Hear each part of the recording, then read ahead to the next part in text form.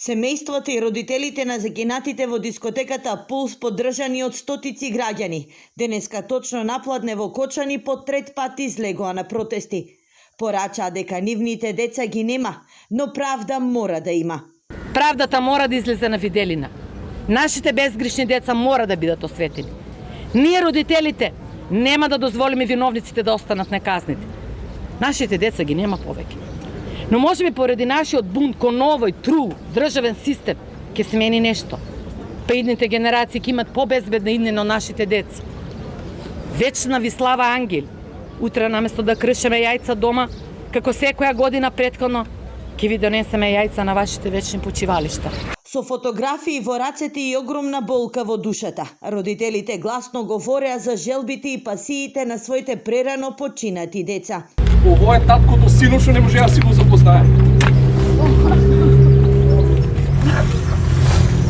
Шокеркичка име го тражи секој ден. Ово е фудбалерот Андреј Лазаров што го знае цел свет.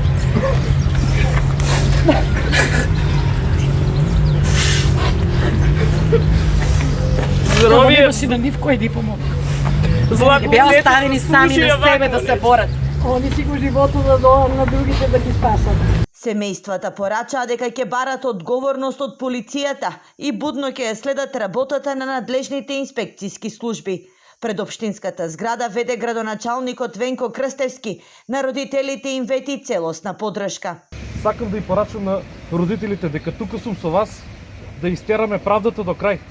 Правда мора да има, одговорност мора да има.